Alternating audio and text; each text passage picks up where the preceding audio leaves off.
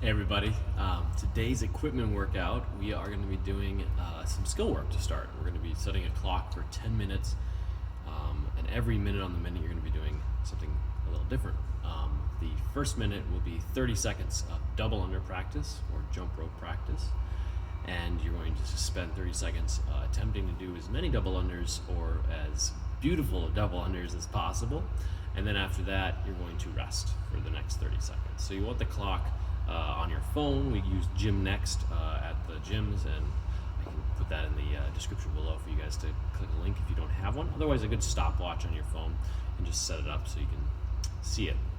After you've rested for 30 seconds, you're then going to start the second minute with the forearm plank. You're just going to set up in a plank on your forearms and just brace your core and sit there and kind of hold that position, right, for 30 seconds. If you want to throw some weight on you, or if you're working out with somebody at home that could put a plate or some kind of external weight on your back, or if you have a backpack, you can fill that up with some weight and just hold it there if you want a little extra bonus.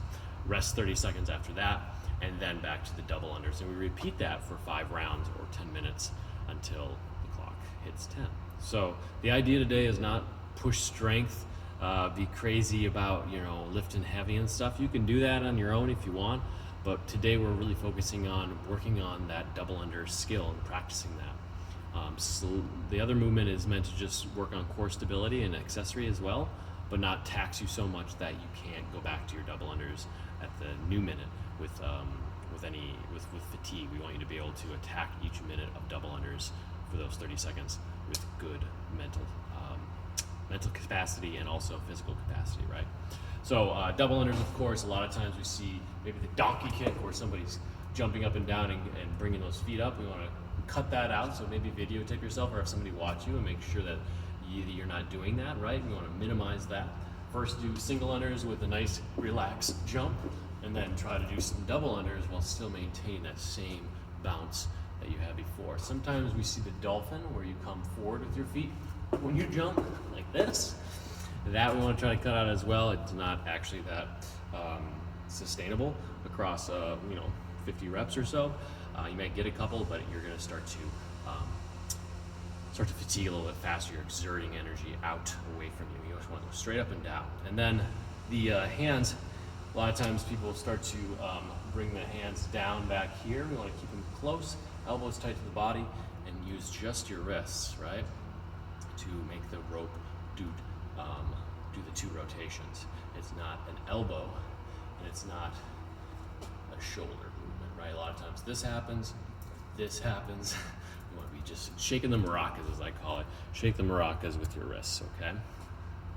So I hope that works. If you don't have double unders, it's fine. I just want you to try practicing to get a couple, right? Single, and then try a double under. Maybe just do single, double under, stop, single, double under, stop, and just start working on that rhythm, right? We do want to obviously get 2 double unders in a row at some point, and then hopefully more and more.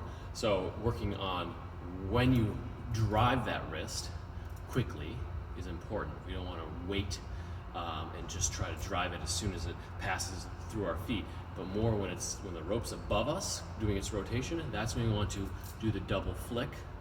So the rope goes right again, and double flick. So there's a slight pause. You can actually hear it when the double under's happening. It goes kind of like that. And there's actually a point in the rotation that you do the double flick.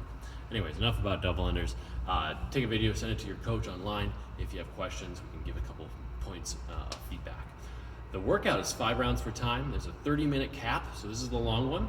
So that's why we're not going to spend too much time exerting ourselves during the skill portion, because we're going to do plenty during the workout. Starts with a 200-meter run or 250-meter row. If you got a rower at home, I know some of you out there do. Lucky ducks.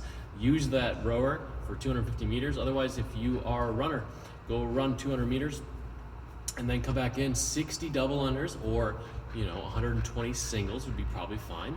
Or some kind of match, maybe do, maybe 30 double unders if they're not really great at stringing them together, but you have a couple, maybe just do 30 double unders, okay?